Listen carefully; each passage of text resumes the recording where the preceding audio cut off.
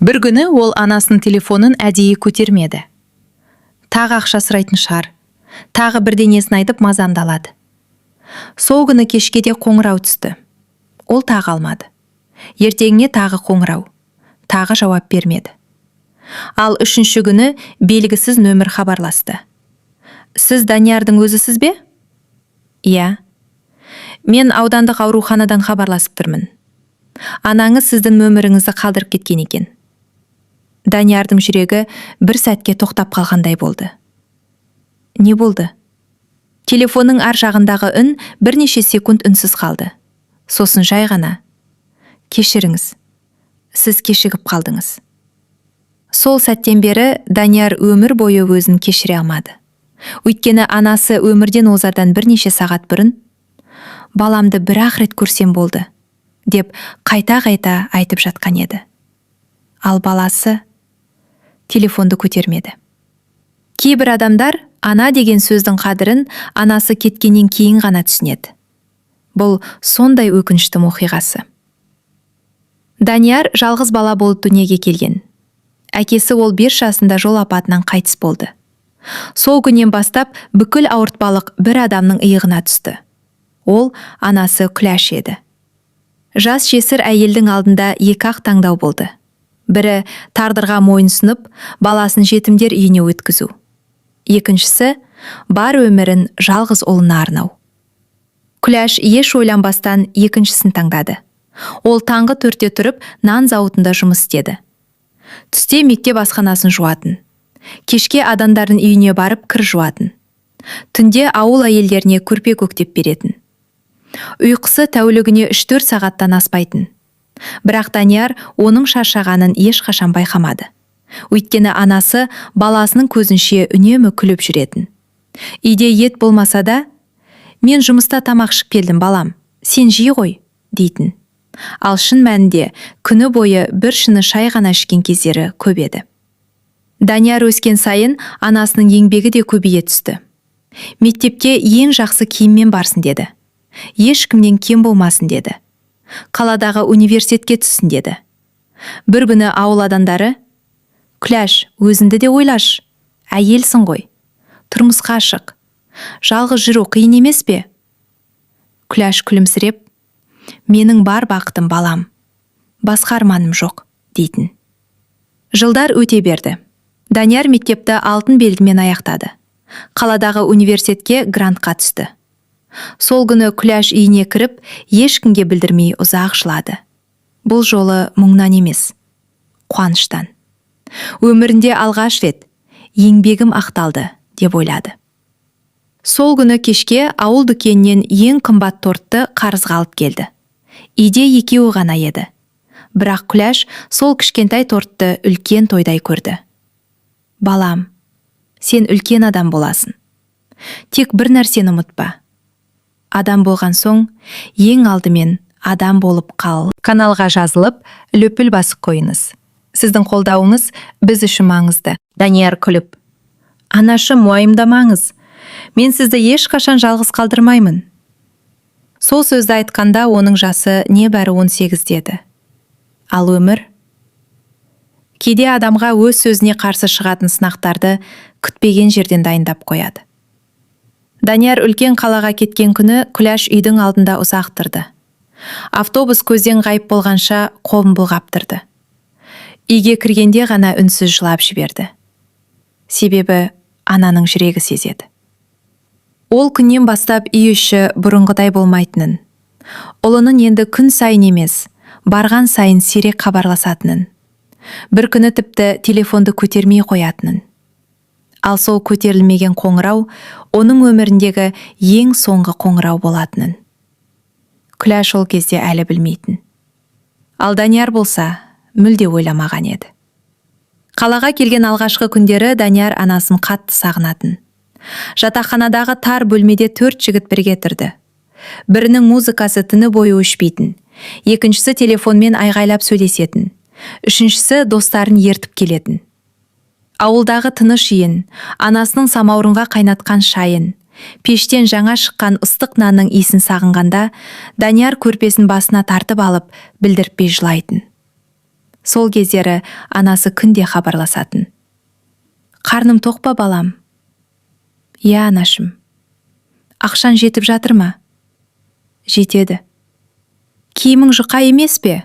Қалада жел қатты болады дейді ғой. Бәр жақсы, уайымдамаңызшы.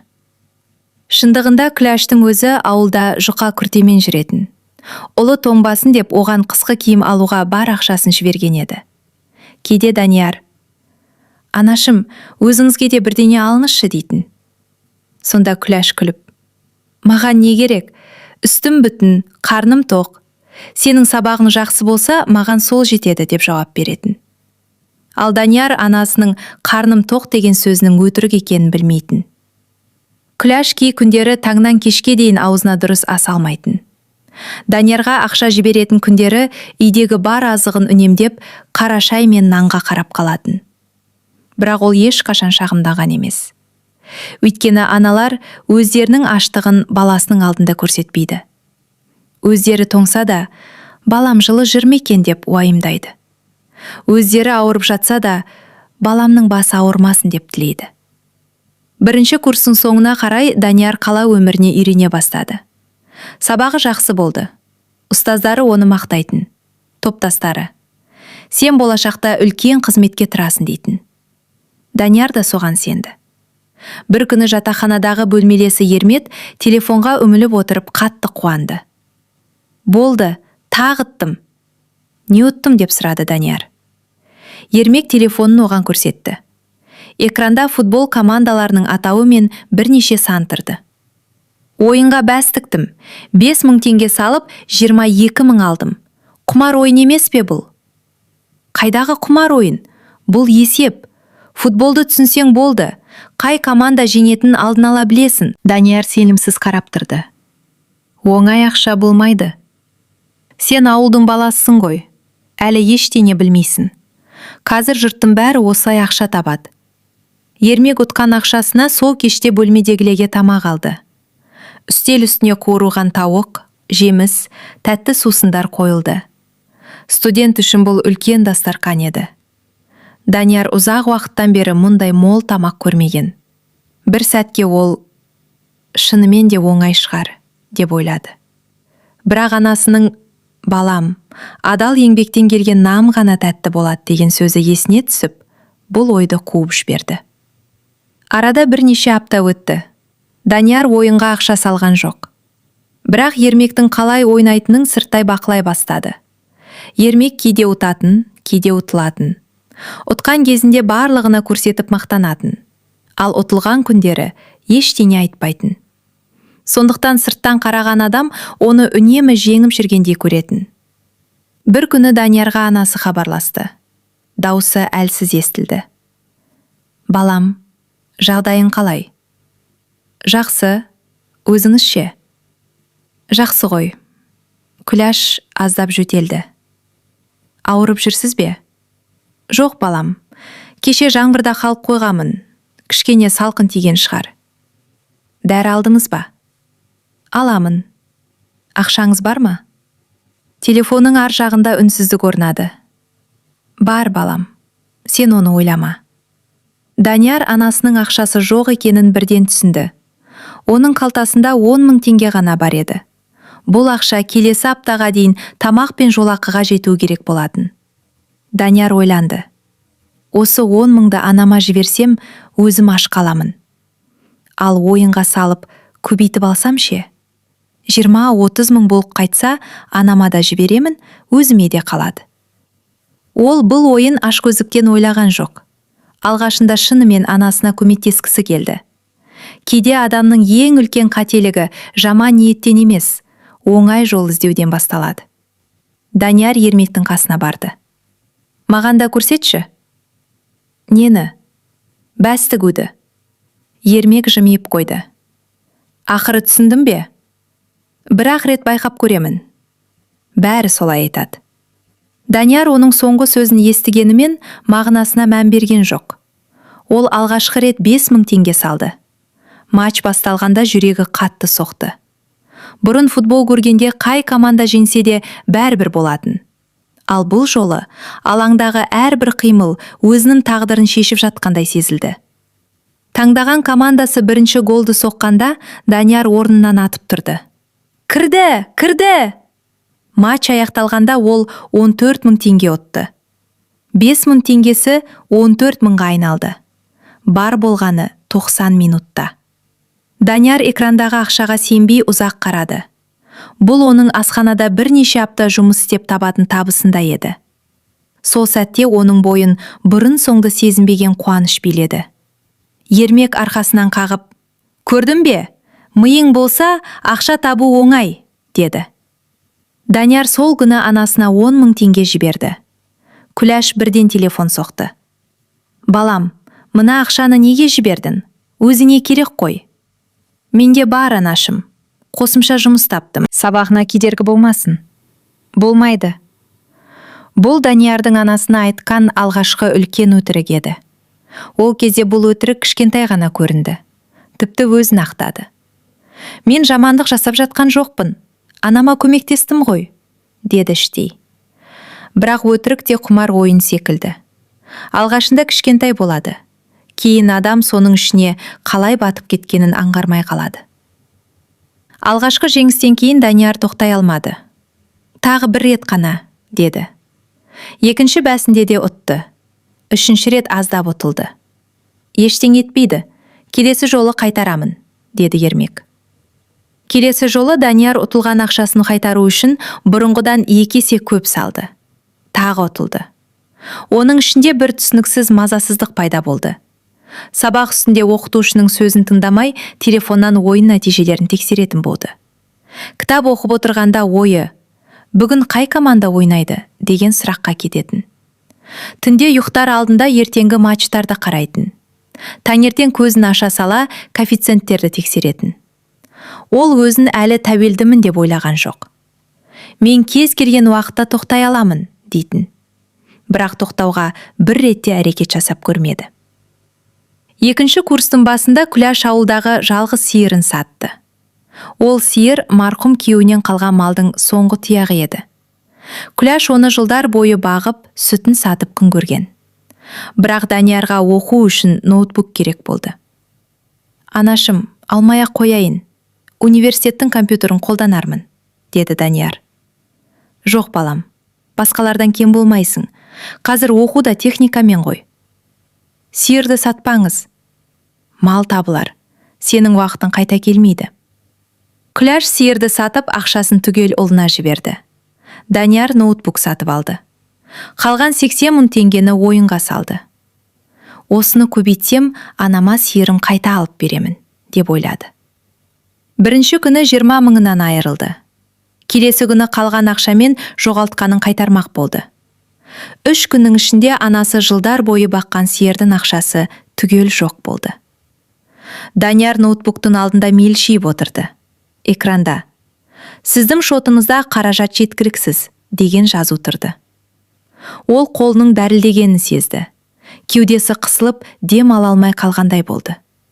Сол сәтте анасы қоңырау шалды. Данияр телефонға ұзақ қарады. Көтергісі келмеді. Бірақ қоңырау тоқтар емес. «Иә, анашым. Ноутбугыңды алдың ба, балам?» «Алдым». «Жақсы болды ма?» «Иә». «Ақша артылып қалды ма?» Даниярдың тамағына бір нәрсе кептеліп қалғандай болды. «Жоқ, бәрі кепті». «Ештеңе етпейді.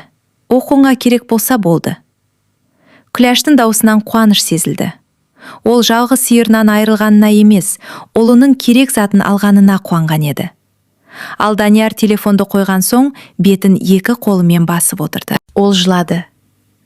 Бірақ сол жылаған сәтінде де құмар ойыннан бас тартуды ойламады. Керісінше, «Ақшаны міндетті түрде қайтарамын. Тағы бір мүмкіндік керек», деді. Тәуелді адам ұтылған сайын тоқтамайды.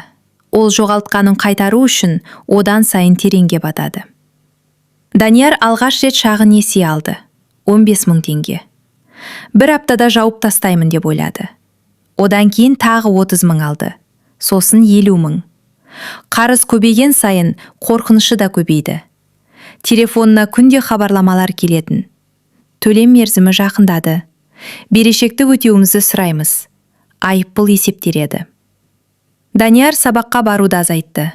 Жатақханадағы достарынан ақша сұрай бастады. Анам ауырып қалды. Ауылға билет алуым керек. Жалақым кешігіп жатыр.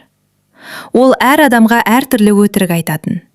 Бір күні қай өтірікті кімге айтқанын өзі шатастырып алды. Күләш болса, баласының өзгергенін телефондағы дауысынан сезді. Балам, бір жерің ауырып жүр ме? Жоқ. Даусың шаршаңқы ғой. Сабақ көп. Ақша керек пе? Жоқ дедім ғой. Данияр алғаш рет анасына дауысын көтерді. Телефонның ар жағында ұзақ үнсіздік орнады. Жарайды балам, ашуланба, жай ғана сұрадым. Күләш телефонды қойған соң көпке дейін орнынан қозғалмай отырды. Ұлының қатты сөйлегеніне емес, оның ішінде бір қайғы барын сезіп, соған ауырды. Сол түні ауылдағы көршісі Зейнеп апа Күләштің үйіне кірді. Не болды? Көзің ісіп кетіпті ғой. Ештеңе. Данияр аман ба? Күләш бірден басын көтерді. Балама жаман сөз айтпа. Аман. Тек сабағы ауыр болып жүрген шығар. Аналар кейде баласының жаман әрекетін өзгеден ғана емес, өзінен де жасырады. Өйткені шындықты мойындаса, жүрегі көтермейтіндей көрінеді. Бір айдан кейін Даниярдың қарызы 300 000 теңгеден асты. Ол енді ұту үшін емес, қарызынан құтылу үшін ойнайтын. Бірақ әр ойыны оны құтқарудың орнына кереңірек батыра берді. Бір күні түн ортасында оған бейтаныс адам хабарласты.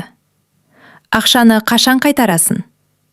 Қайтарамын, 1 апта күтіңіз. 1 апта деп 3 рет айттың. Соңғы рет. Ертең кешке дейін ақша болмаса, университетіне барамын. Анаңа да хабарласамын. Анамды араластырмаңыз. Онда қарызынды төле. Қоңырау үзілді. Даниярдың бүкіл денесі мұздап кетті. Ол анасының бәрін біліп қоюынан қорықты. Бірақ ең қорқыныштысы, анасының көңілі қалатын емес еді. Ол анасы енді ақша жібермей қояма деп қорықты. Құмарар ойын оның ішіндегі ұятты да, мейірімді де біртіндеп өлтіріп бара жатты. Келесі күні Данияр анасына өзі телефон соқты. Даусын әдейі мұңды шығарды. Анашым, айналайын, не болды? Университетте оқу ақысына байланысты мәселе шығып тұр. Сен грантта емессің бе? Қосымша зертхана ақысы бар екен. Төлемесем емтиханға кіргізбейді. Қанша керек? Данияр көзін жұмды. 300 000 теңге. Телефонның ар жағында үнсіздік орнады. Бұл Күләш үшін өте үлкен ақша еді. Қашан керек? Ертең. Ертең? Иә, таппасаңыз оқудан шығып қалу мүмкін. Данияр анасының демі өзгергенін естіді. Бірақ соған қарамастан, барлық баланың ата-анасы төлеп жатыр. Тек мен ғана қалдым, деп өтірігін жалғастырды. Жарайды балам, бір амалын табармын. Міндетті түрде ертең керек. Табамын дедім ғой. Күләш телефонды қойғаннан кейін ескі сандығын ашты. Сандықтың түбінде марқұм күйеуі үйлену тойында сыйлаған 2 алтын білезік жатқан.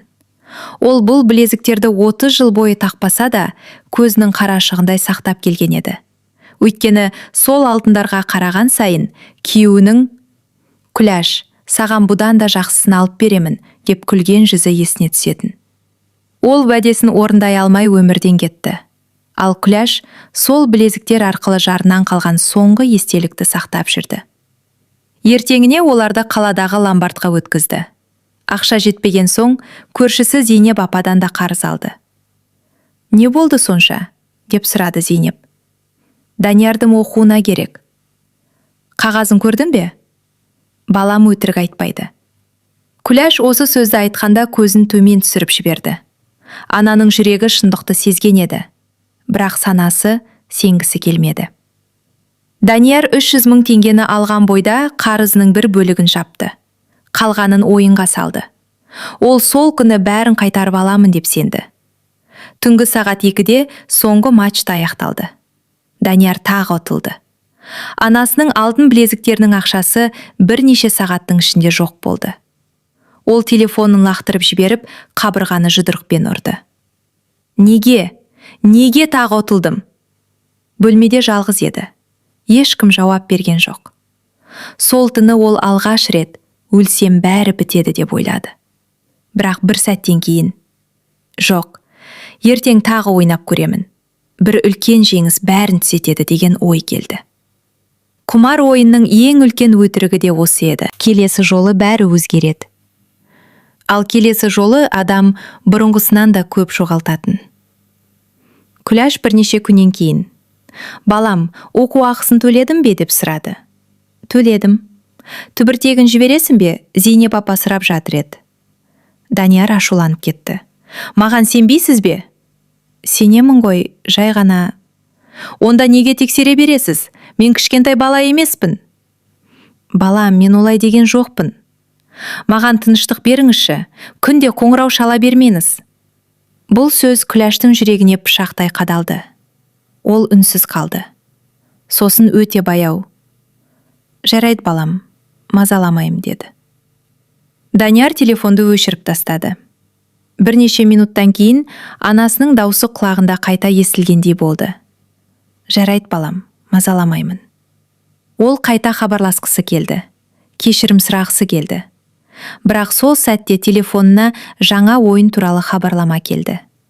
Данияр анасына емес, ойын қосымшасына кірді.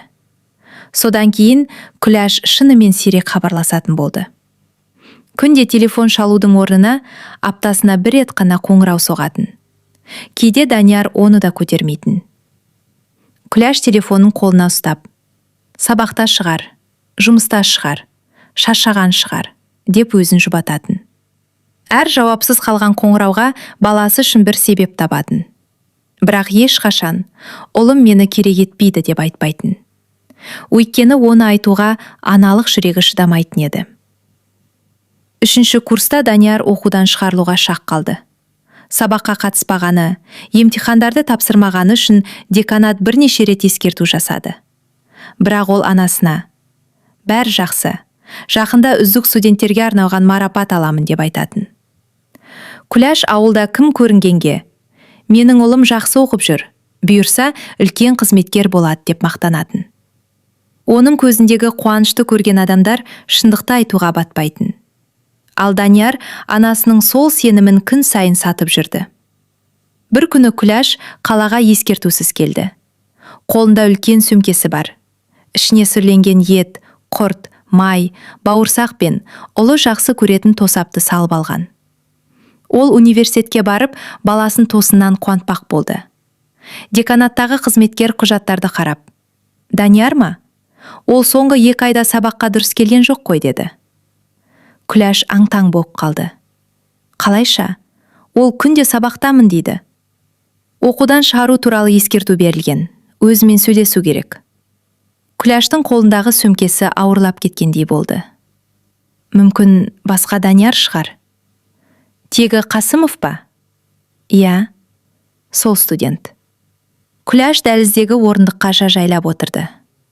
Данияр қалаға келген алғашқы күндері анасының айтқанын бір сәтке де ұмытқан жоқ. Күн сайын кешке міндетті түрде телефон шалатын. «Анашым, бүгін сабақ жақсы өтті. Бүгін жаңа достар таптым. Жатақхана да жаман емес екен». Күләш телефон тұтқасын құлағына қысып алып, үнсіз күлімсірейтін. Ұлының дауысын естіген сайын бүкіл шаршауы жоғалып кететін. Әңгіме біткен соң ғана суретінің алдына барып: «Жаратқан, баламды жаман жолға түсірме. Өзімнің ғұмырымнан алсаң да аман ет» деп дұға қылатын. 1-ші курс тез өтті. Данияр оқуымен қатар кешкісін кафеде даяшы болып жұмыс істей бастады. Анасына ауыртпалық салғысы келмеді. Жалақысының бір бөлігін өзіне қалдырып, қалғанын анасына жіберетін. Күләш ақшаны қайтаратын. «Балам, өзіне керек болады». «Жоқ анашым, менде бәрі бар». Екеуі де бір-біріне өтірік айтатын. Ұлы бәрі бар дейтін, анасы да бәрі бар дейтін.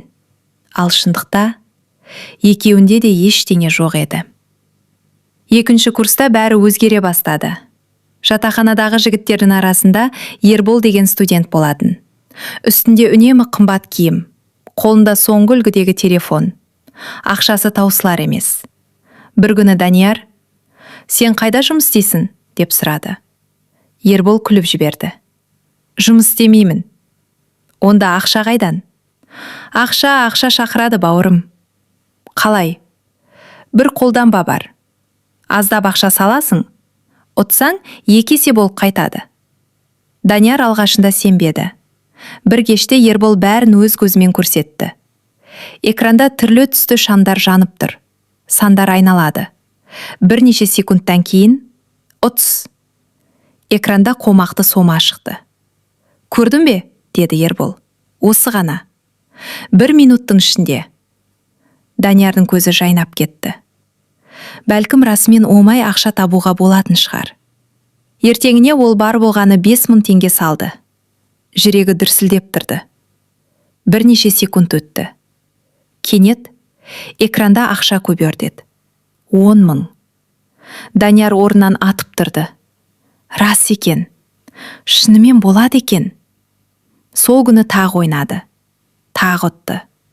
3-ші күні де ұтты. Ол өзін ерекше жолы болғыш адам сезіне бастады. Сол кеште анасы телефон соқты. «Балам, даусың шашаңқы шығып тұр ғой. Бірдеңе болды ма?» «Жоқ анашым, бәрі жақсы. Сабақтан шашадым». Шын мәнінде ол сабақтан емес. Телефон экранына қадалып отырғаннан шаршаған еді. Әңгіме аяқтала салысымен қайтадан әлгі қолданбаны ашты. Бірнеше апта бойы тек ұтып жүрді. 100 000, 200 000, 300 000. Даниярдың көзіне оқу да, еңбек те қажет емес болып көріне бастады. «Анамды жұмыс істетпеймін, үй алып беремін, байып кетемін». Ол мұны жамандық деп ойламады. Керісінше, анасына жақсылық жасаудың ең қысқа жолы сияқты көрінді. Бірақ құмарлықтың ең қауіпті жері ол адамды алғашқыда жеңіске үйретеді. Сосын ғана бәрін тартып алады. Бір кеште Данияр бұрынғыдан көбірек ақша салды. «Бүгін 1-ден миллион ұтамын».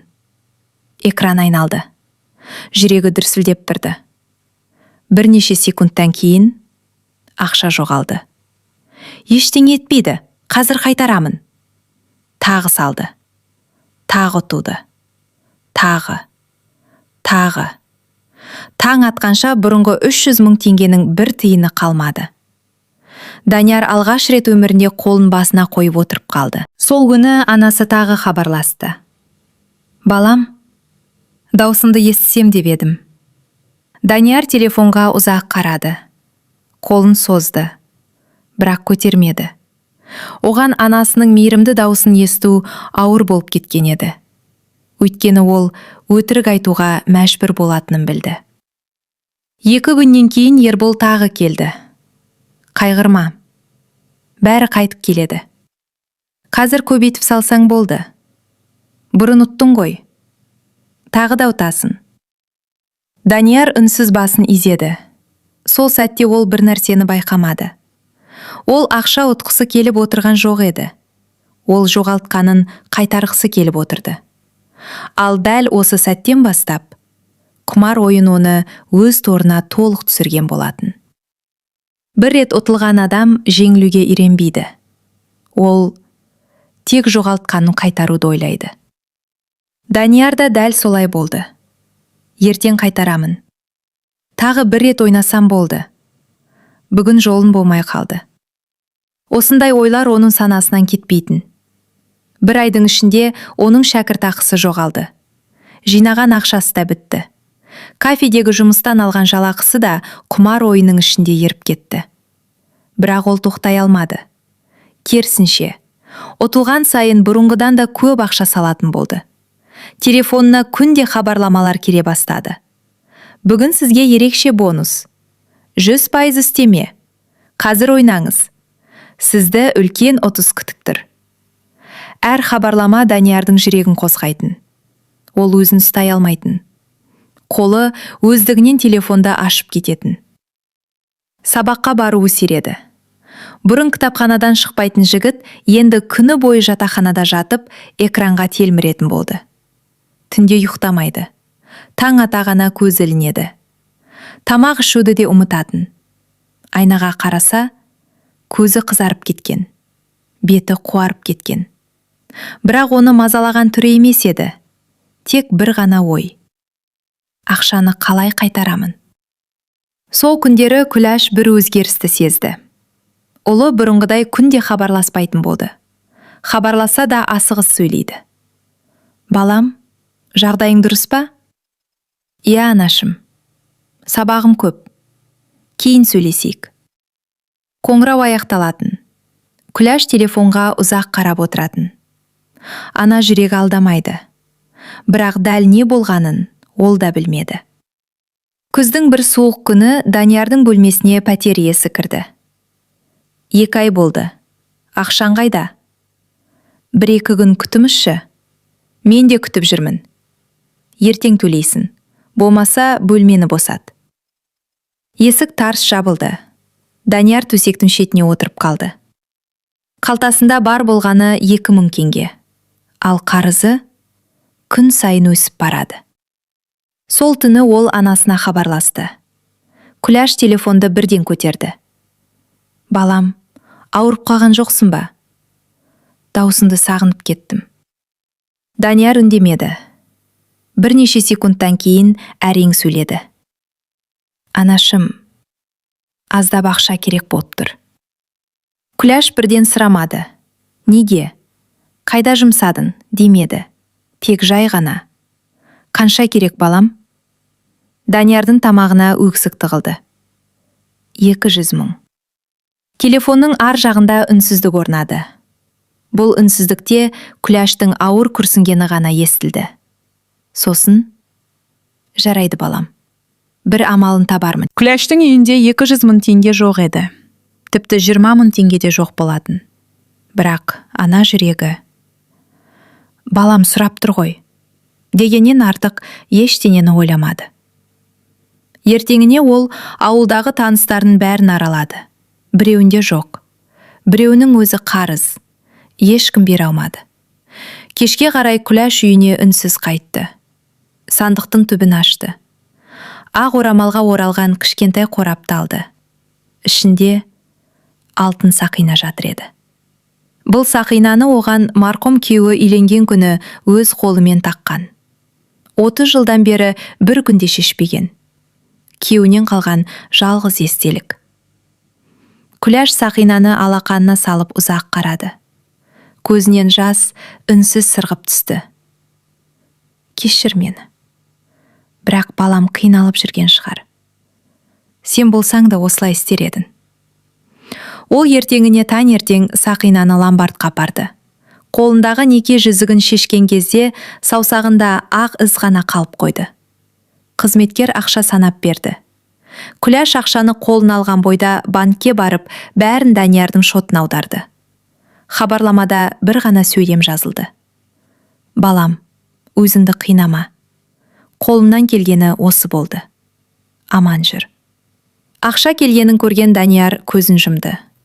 Бір сәтке анасының еңбегі есіне түсті. Осы ақшаны қайдан тапты екен?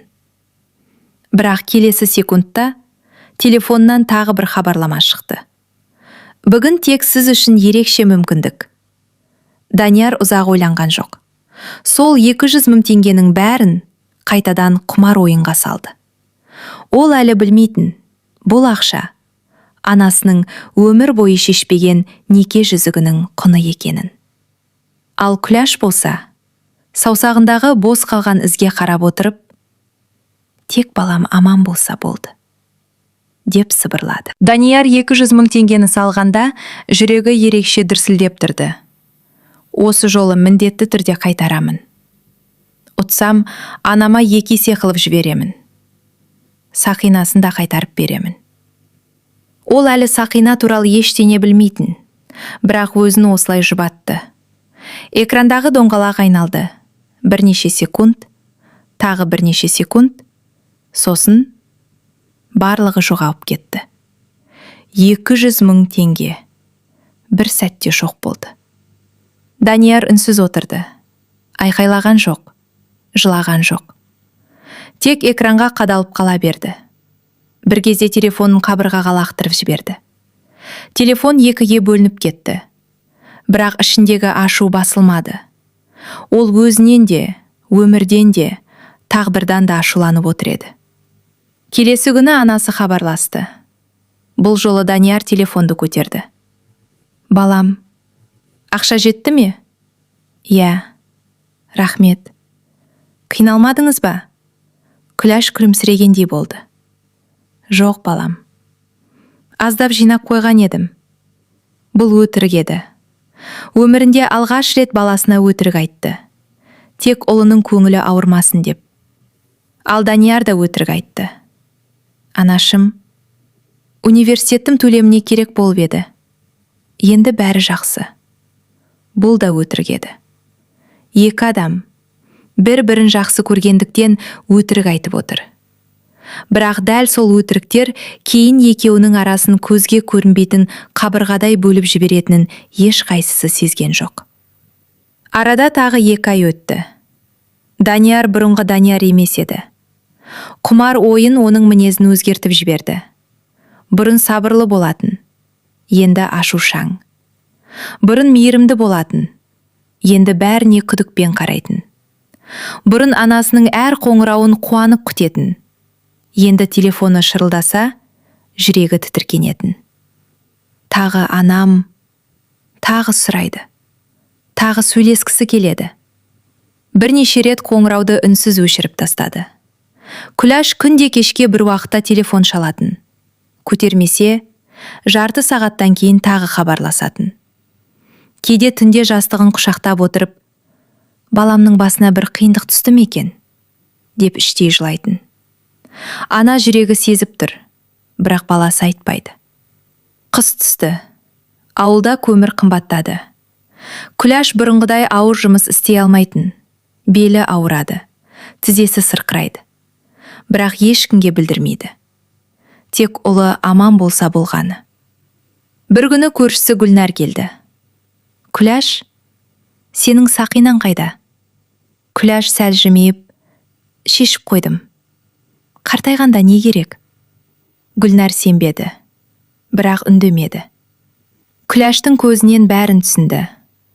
Сол түні Күләш үйде жалғыз отырып ескі фотоальбомды ақтарды. Бір суретке ұзақ қарап қалды. Кішкентай Данияр, 5 жаста. Әкесінің иығында күліп отыр. Суретті құшағына басып, әкең тірі болғанда, баламыз бұлай қиналмас беді. Әлде бәрібір осы тағдыр ме еді? Көз жасы сарғайған суреттің бетіне тамып жатты. Ал сол уақытта қалада Данияр тағы да қарыз алып үлгерген еді. Бұл жолы достарынан, сосын әріптестерінен, кейін онлайн несие рәсімдеді. Бір-ақ рет ұтсам, бәрін жабамын. Бірақ ұтыс келмеді. Қарыз ғана көбейді. Бір күні оған бейтаныс нөмір хабарласты. Данияр, иә, қарызыңның мерзімі өтіп кетті. 3 күн ішінде төлемесең, басқа шара қолданамыз. Қоңырау аяқталды. Даниярдың 2 қолы қалтырап кетті. Қалтасында ақша жоқ. Жұмыстан шығып кеткен. Сабақтан қалып қойған. Ал анасы? Оны әлі күнге дейін балам жақсы оқып жүр деп ауылдың бәріне мақтанып айтып жүрген еді.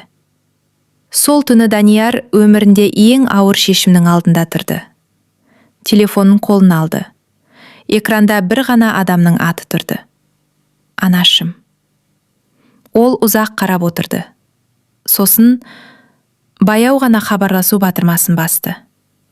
Бұл қоңырау Күләштің өмірінде өзінің тағдырын да түбегейлі өзгертетінін Данияр ол кезде әлі білмейтін еді.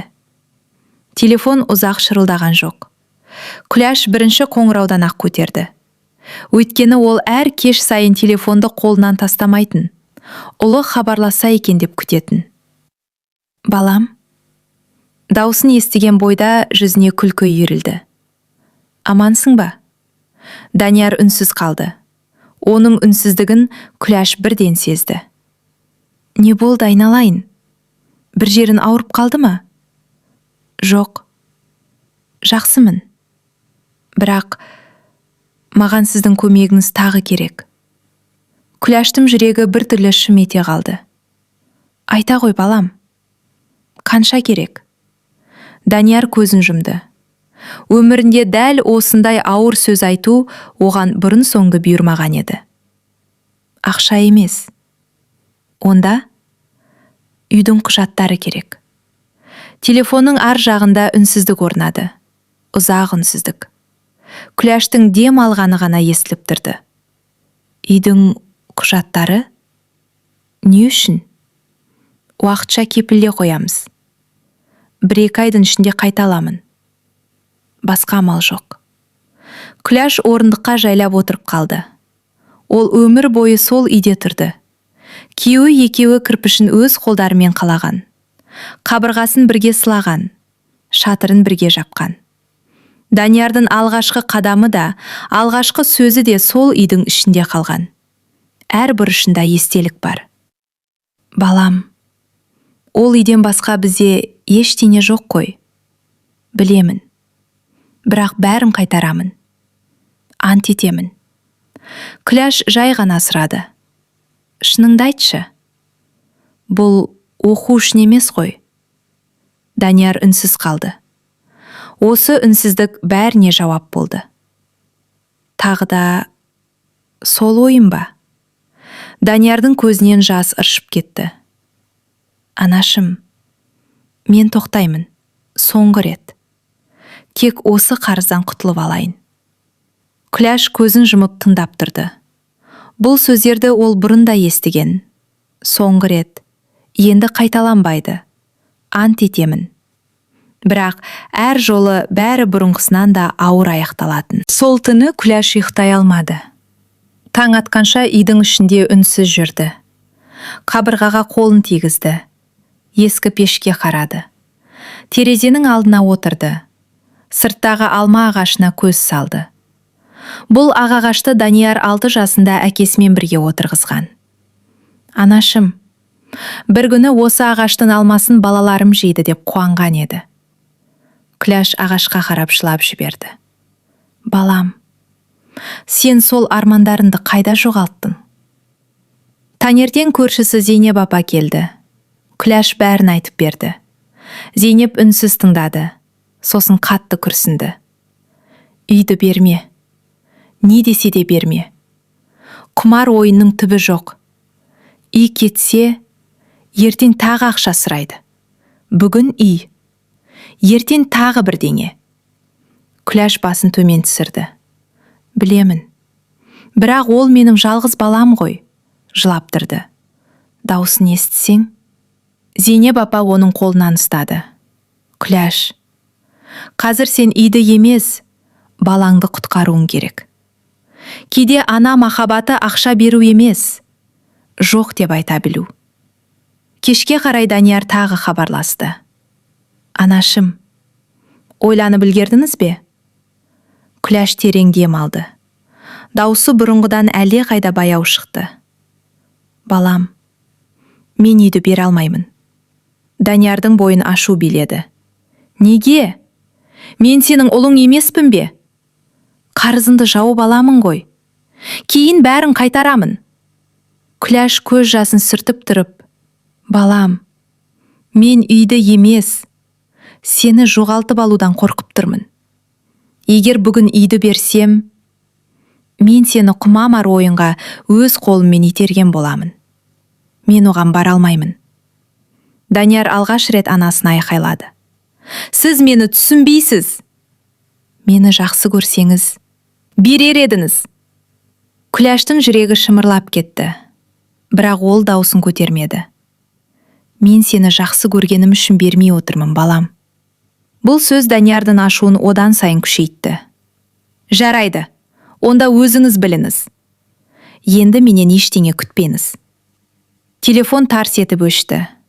Күләш телефонды кеудесіне қысып ұзақ отырды. Сосын жай ғана, жаратушым, ұлым бүгін маған ренжіді. ертең түсінер. Тек аман болса екен, деп сыбырлады. Сол күннен кейін Данияр хабарласпады. Бір күн өтті, бір апта өтті, бір ай өтті. Күләш күн сайын телефонға қарайтын. Түнде де дыбысын өшірмейтін. Әр көлік тоқтаса, балам келді ме екен деп терезеге жүгіретін. Әр ит үрсе, есікке шығатын. Бірақ келген ешкім болмады. Бір күні ауылдағы пошташы келді. Күләш апай, сізге хат келіпті. Күләштің жүрегі дүрсілдеп кетті. Дания жазған шығарар. Ол дірілдеген қолымен конвертті ашты. Ішінде бір ғана қағаз бар екен. Банк хабарламасы. Даниярдың атындағы несиелердің кепілгері ретінде Күләштің аты көрсетілгені және берешек өндірілетіні туралы ресми ескерту. Қағаз қолынан жерге сусып түсті. Күләш орындыққа отыра кетті.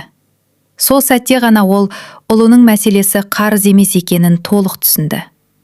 Ол дертпен жалғыз күресіп жүрген еді. Ал ана жүрегі болса, әлі де оны құшақтап, үйге қайтшы балам. Ақша да керек емес, ештеңе де керек емес. Тек өзің аман кел, деп айтқысы келіп тұрды. Бірақ ол кезде Даниярдың телефоны бірнеше күннен бері сөндірулі еді. Күләш болса, әлі де күн сайын сол нөмірге қоңырау шалуды тоқтатпады. Күләштің өмірі енді бір ғана үмітпен өтіп жатты. Телефон. Таңертең оянғанда ең бірінші қолына телефон алатын. Кешке жатар алдында соңғы рет экранға қарайтын. Кейде ешкімге білдірмей Даниярдың өмірін теретін. Ұзақ гудок. Сосын суық дауыс. Абонент уақытша байланыс аймағынан тыс жерде. Күләш сонда да, жарайды балам, кейін хабарласарсың, деп телефонды жай ғана қоятын. Өзіне өзі сөйлегендей. Арада 2 ай өтті. Бір күні ауыл дүкенінің алдында отырған қариялар, «Күләш, ұлыңнан хабар бар ма?» деп сұрады. Күләш бұрынғы әдетімен жымиып, «Барлығы жақсы. Жұмысы көп екен. Сол себепті хабарласа алмай жүр. Өтірік. Бірақ ол бұл өтірікті өзгелер үшін емес, өз жүрегін жұбату үшін айтатын». Ал қалада Данияр бұрынғыдай студент емес еді. Оқудан шығарылған. Жатақханадан кеткен. Қарыздан қашып, арзан пәтердің тар бөлмесінде жалғыз тұратын. Терезеде перде жоқ. Еденде бір көрпе ғана. Тоңазытқыш бос. 3 күннен бері дұрыс тамақ ішпеген. Бірақ қолына аз ғана ақша түссе болды. Ол дүкенге емес, телефондағы ойынға қарайтын. Тәуелділік адамның қарнын емес, ойын басқарады. Бір кеште есікті біреу тарсылдатып қақты. «Аш!» Данияр демін ішіне тартты. «Білеміз іште отырғаныңды». Дауыстар дөрекі еді. Ол шамды өшіріп үнсіз отырды. Есік тағы соғылды. «Ақшаны қашан қайтарасың?» «Ертеңге дейін таппасаң өзің біл». Бірнеше минуттан кейін аяқ дыбыстары алыстап кетті. Данияр қабырғаға сүйеніп жерге отыра кетті. Ол қорқып кеткен еді. Бірақ ең қорқыныштысы әлі алда болатын. Сол түні ол ұзақ ойланып отырды. Алдында ескі фото тұрды. Анасы екеуі. Мектеп бітіру кешінде түскен сурет. Күләш ақ көйлек киіп күлімсіреп тұр. Ал өзі анасын құшақтап алған. Суреттің артына анасы қолымен «Қандай жағдай болса да, анаңның үйіне қайтуға ұялма балам», деп жазып қойған екен. Данияр суретті құшағына қысып жылады. «Мен не істедім? Анашым, мен сізді алдаппын». Бірақ дәл сол сәтте телефон тағы да дір етті. Экранда тағы бір ойын жарнамасы, тағы бір мүмкіндік, тағы бір жалған үміт. Данияр көз жасын сүртіп, қайтадан қолданбаны ашты. Келесі күні Күләш ауыл мешітінің жанындағы орындықта үнсіз отырды. Көршісі Зейнеп келді. «Тағы хабар жоқ па?» Күләш басын шайқады. «Түсімде көрдім. Кішкентай кезін». Жүгіріп келіп, «Анашым», деп құшақтап алды. Күләш осы сөзді айтып болып жылап жіберді. «Мен қазір оның дауысын ұмытып бара жатқандаймын, Зейнеп. Қатты қорқамын. Бір күні мүлде естімей қаламын ба деп қорқамын. Зейнеп те көз жасын тыя алмады. Күздің соңғы айы еді. Жаңбыр құйып тұр. Күләш үйдің алдында отырды. Қақпаға қайта-қайта қарай береді. Кенет алыстан бір жігіт көрінді. Жүрегі атқақтап кетті. Данияр. Ол орнынан тұра жүгірді. Бірақ жақындаған кезде бөтен адам екенін көрді. Күләш үнсіз кері бұрылды. Сол сәтте оның иығы бұрынғыдан да еңкіш тартып кеткендей еді. Сол түні Данияр анасының нөмірін ашты. Қоңырау шалмақ болды. Бас бармағы жасыл түйменің үстінде ұзақ тұрды. Не айтамын? Қалай қараймын оның бетіне? Тағы өтірік айтамын ба? Ол батылы жетпеді. Телефонды қайта өшірді. Осылайша анасының тағы бір қоңырауы жауапсыз қалды. Бірақ Данияр білмейтін бір шындық бар еді. Күләштің денсаулығы күрт нашарлап кеткен. Ол соңғы апталарда жиі әлсірейтін. Кейде жүрегі қысып, тынысы тарылатын. Дәрігерлер облыстық ауруханаға барып толық тексерілу керек деген. Бірақ Күләш бармады. Ұлым келсін, сосын барамын. Алдымен баламды көрейін дейтін. Желтоқсанның бір аязды таңында Күләш телефонды тағы қолына алды. Ұзақ отырып, баласының нөміріне хабарлама жазды. Бұл жолы бұрынғыдай ақылды айтпады. Реніш те білдірмеді. Тек бір ғана сөйлем жазды. Балам, ақша да керек емес. Ештеңе де керек емес. Бір рет келіп, құшақтасаң болды. Хабарлама жіберілді. Бірақ екі сұр белгі шыққан жоқ. Телефон әлі де сөндірулі еді. Күләш экранға ұзақ қарап отырды. Сосын телефонын жүрегіне басты. Күтемін, балам. Қанша уақыт болса да күтемін. Өйткені ананың күтуінің мерзімі болмайды. Ал дәл сол кеште Даниярға күтпеген жерден бейтаныс нөмірден қоңырау түсті. Сіз Данияр Қасымовсыз ба? Иә. Мен аудандық ауруханадан хабарласып тұрмын. Даниярдың жүрегі бірден шым ете қалды. Анаңыздың жағдайы күрт нашарлады. Егер көргіңіз келсе, кешікпей келгеніңіз дұрыс. Телефон қолынан сусып түсті. Ол бірнеше секунд қимылсыз тұрды. Сосын жанталаса сыртқа жүгірді. Бірақ ол әлі де бір нәрсені білмейтін. Бұл жолғы кешігуін өмір бойы кешіре алмайтын еді. Телефон жерге түсіп кеткен күйі жатты. Ал Данияр болса, есінен айырылған адамдай сыртқа қарай жүгірді. Қалтасында бар болғаны 3000 теңге. Таксиге де жетпейді. Автобус күтуге уақыт жоқ. Ол көшенің шетіне шығып, өтіп бара жатқан көліктерді тоқтатпақ болды. Бірі тоқтамады. Екіншісі де өтіп кетті. Үшіншісі қолын сілтеп өте шықты.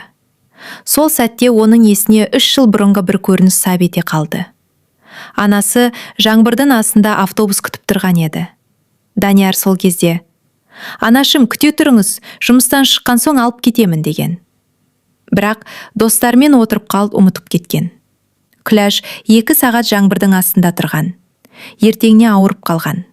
Сонда да: «Ештеңе етпейді, баланың шаруасы көп қой» деп ақтап алған. Сол естелік Даниярдың жүрегін қарып өтті. «Анашым, кешіріңіз». Ол жүгіре берді. Ақыры бір такси тоқтады. Жүргізуші Даниярдың түріне қарап: «Не болды, інім?» деп сұрады. «Ауруханаға тезірек, өтінемін». Жүргізуші ештеңе сұрамады. Газды басып жіберді. Жол бойы Даниярдың телефоны үнсіз жатты. Ол анасының соңғы жазған хабарламасын ашты. «Балам, ақша да керек емес. Ештеңе де керек емес. Бір рет келіп құшақтасаң болды». Осы сөйлемді қайта-қайта оқи берді. Көзінен жас тоқтамай ақты. Неге мен сол күні бармадым? Неге бір рет қоңырау шалмадым? Неге? Телефонды кеудесіне қысып жылады. Аурухананың алдына жеткенде ол көліктен секіріп түсті. Қабылдау бөліміне ентігіп кірді. «Күләш Қасымованың баласымын». «Қайда ол?»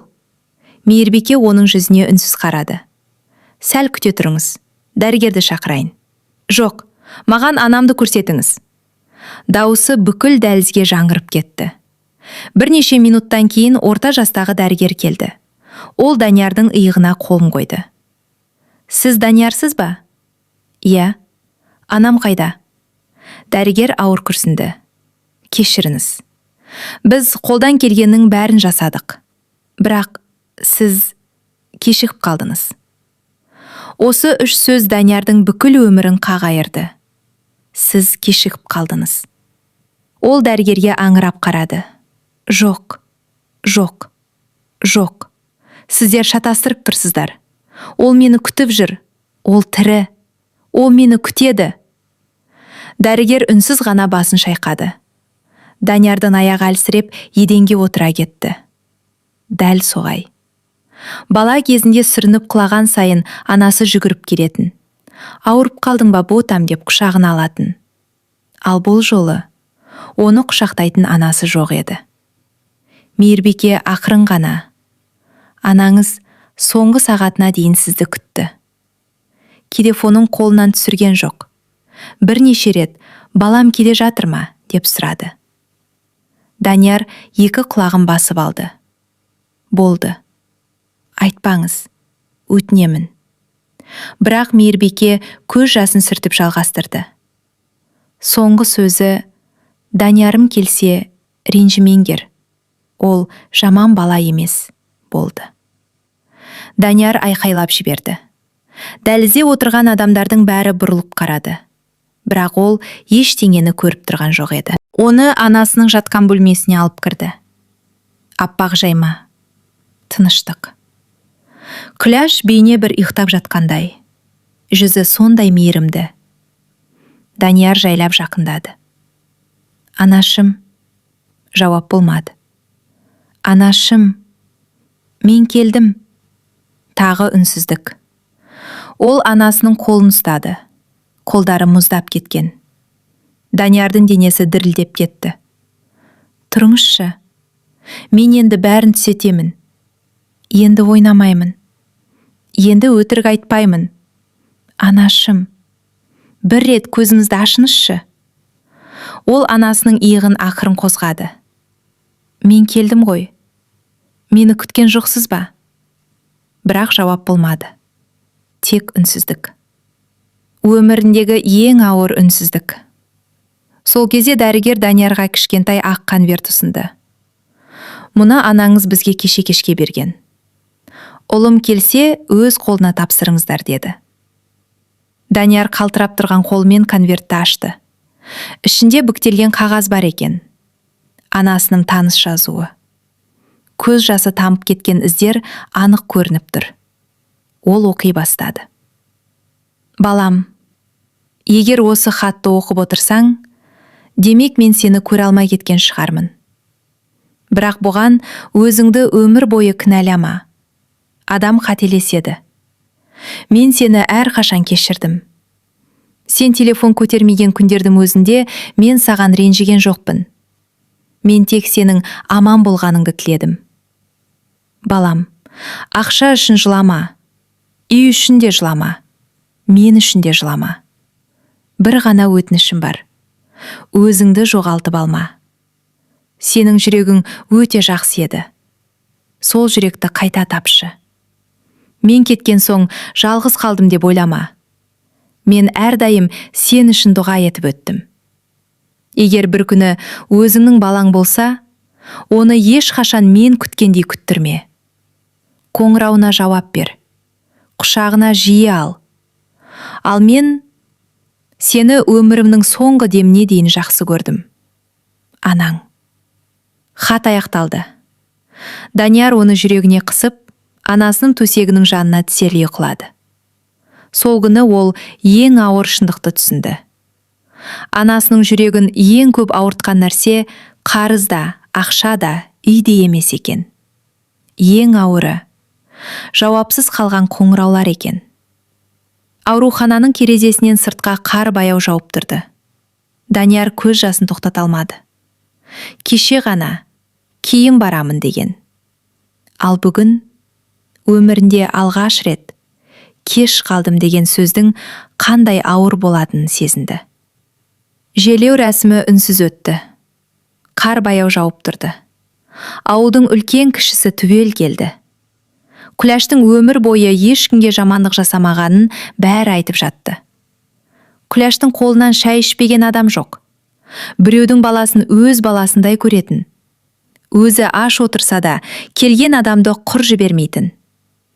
Осындай сөздер естілген сайын Даниярдың жүрегі қақ айырылып жатқандай болды. Өйткені сол жақсы адамның жалғыз баласы өзі еді. Ал сол адамның соңғы күндерін жалғыздықта өткізгеніне де өзі себепкер болатын. Жерлеуден кейін жұрт біртіндеп тарай бастады. Кешке қарай үйдің іші мүлде тынышталып қалды. Өмірінде алғаш рет бұл үй соншалықты бос көрінді. Бұрын дәл осы уақытта анасы «Балам, шайың дайын» деп дауыстайтын. Пештің үстінде шайнек қайнап жататын. Жаңа піскен бауырсақтың иісі шығатын. Теледидар баяу ғана сөйлеп тұратын. Ал бүгін пеш суып қалған, шайнек бос. Үйдің ішінде тек сағаттың тықылы ғана естіледі. Данияр анасының бөлмесіне кірді. Барлығы сол қалпы тұр. Төсегінің шеті ұқыпты жиналған. Көзілдірігі үстел үстінде. Тоқып үлгермеген ақ шұлықтың бір сынары орындықтың арқалығында қалыпты. Жанында жіпке қадалған ине әлі тұр. Күләш сол шұлықты Даниярға тоқып жатқан. Қыста аяғы тоңбасын деген оймен. Бірақ аяқтай алмапты. Данияр шұлықты қолына алып кеудесіне басты. «Анашым, мен сізге тым кеш келдім». Ол еңіреп жылады. Бала сияқты. Ештеңеден ұялмай. Өйткені дәл сол сәтте оның жасы да, намысы да, тәкаппарлығы да жоқ еді. Тек анасын жоғалтқан жалғыз ұл ғана қалған. Түнде ұйықтай алмады. Үйдің әр бұрышынан анасының дауысы естілетіндей болды. «Балам, жылы киін. Тамақ іштің бе? Шаршап қалған жоқсың ба?» Ол орнынан тұрып ас үйге шықты. Шкафты ашқанда кішкентай шыны банканы көрді. Ішінде ақша жатыр. 50 мың теңге шамасында. Қасына қағаз жапсырылған. «Даниярым келгенде сүйікті тамағын жасап беремін». Ақша сол күйі жұмсалмаған. Күләш соңғы күндеріне дейін ұлы келеді деп күтіп ақша жинап жүрген. Данияр тізелеп отырып қалды. «Мен не істедім?» Ертеңіне Зейнеп апа келді. Үйді жинауға көмектесті. Сандықтың түбінен ескі дәптер шықты. «Мынауың анаңның күнделігі сияқты», деді. Данияр дәптерді жайлап ашты. Алғашқы бетінде «Даниярым, өмірімнің ең үлкен бақыты» деген сөйлем жазылыпты. Ол ары қарай оқыды. 5 наурыз. Бүгін балам 2 күннен бері хабарласпады. Әрине, жұмысы көп шығар. Тек аман болса болды. Келесі бет. 18 сәуір. Бүгін даусы ашулы шықты. Маған ренжіген сияқты. Бәлкім мен көп мазалайтын шығармын. Енді күнде емес, аптасына 1 рет қана хабарласамын. Шашатқым келмейді. Данияр көзін жұмып жіберді. Ол күні анасына «Маған күнде телефон соқпаңызшы» деп айқайлағанын есіне алды. Ал анасы оны ренжітіп алмау үшін өзін кінәлапты. Келесі бет. 27 маусым. Бүгін Даниярым тағы ақша сұрады. Бір жерге қиналып жүрген сияқты. Мен сұрамадым. Балама сенемін. Тек жаман адамдардың арасына түсіп кетпесе екен. Келесі бет. Жазуы дірілдеп кеткен. Көз жасының ізі анық көрінеді. 15 қыркүйек. Бүгін түсімде Данияр кішкентай бала болыпты. Келіп құшақтады. Оянғанда үй сондай бос болып көрінді. «Балам, қайда жүрсең де аман жүрші». Данияр ары қарай оқи алмады. Дәптерді жауып құшағына басты. Өмірінде ешкім оны анасы сияқты жақсы көрмегенін дәл сол күні толық түсінді. Сол кеште ол телефонын алды. Экранда құмар ойын қосымшасы әлі тұр екен. Бірнеше секунд үнсіз қарап тұрды. Осы кішкентай белгіше. Оның анасын жалғыз қалдырды. Оның өтірік айтуына себеп болды. Оның оқуын жоғалтты. Оның достарын жоғалтты. Ақырында анасымен өткізетін соңғы сәттерінде ұрлады. Данияр қосымшаны бір жола өшірді. Сосын барлық құмар ойын аккаунттарын жапты. Бірақ экраннан қосымшаны өшіру оңай екен. Ал жүректегі өкінішті өшіру мүмкін емес еді. Бір аптадан кейін Данияр қалаға қайта барды. Қарыз берген адамдардың әр қайсысын өзі іздеп тапты. Ақшам қазір жоқ. Бірақ жұмыс істеймін. Соңғы тиынына дейін қайтарамын. Бірі сенбеді. Бірі күлді. Бірі балағаттады. Данияр үндемеді. Өйткені ол енді бұрынғыдай қашпайтын болды. Күндіз құрылысқа жұмысқа тұрды. Түнде қоймада жүк түсірді. Демалыс күндері көше тазалады. 1 жыл ішінде алғаш рет адал еңбекпен тапқан жалақысын қолына ұстағанда көзіне жас келді. Ол ақшаның иісі де басқа еді. Бұл ақшада анасының көз жасы жоқ еді. Өтірік жоқ еді. Қорқыныш жоқ еді. Тек маңдай тердің иісі бар еді. 1 жылдан кейін ол ауылға қайта келді. Қолында үлкен гүл шоғы. Анасының бетіне ұзақ қарап тұрды. Жерге отырып ақырын ғана сөйледі. Анашым, мен кеш қалдым. Бірақ сөзіңізді орындап жүрмін. Енді ешкіммен қашпаймын. Ешқашан өтірік айтпаймын. Құмар ойынға өмірімде жоламаймын. Жел ақырын ғана есіп өтті. Бейіттің жанындағы алма ағашынан бір жапырақ үзіліп, Даниярдың тізесіне келіп түсті. Ол жапырақты алақанына алып ұзақ отырды. Көзінен тағы да жас ақты. Егер уақытты кері қайтара алсам, бар байлығымды берер едім. Тек бір рет, бір-ақ рет. Анашым деп құшақтауға. Бірақ өмірде ең қымбат нәрсе уақыт. Ал ана кеткен соң, оны ешқандай ақшаға қайта сатып ала алмайсың. Содан бері Данияр жол сайын мектептерге, колледждерге барып, жастармен кездесулер өткізетін болды. Әңгімесін әрдайым бір ғана сөйлеммен аяқтайтын. Құмар ойын адамның ақшасын ғана алмайды. Ол ең алдымен, ең жақын жандармен өткізетін соңғы сәттерін ұрлайды. Өмірін ұрлайды. Лайк басып, жақындарыңызбен бөлісуді ұмытпаңыз. Каналға жазылыңыз. Мүмкін дәл осы оқиға бір адамның өмірін өзгертіп, ата-анасына деген мейірімін оятар. Келесі әсерлі әңгімеде аман есен қауышқанша.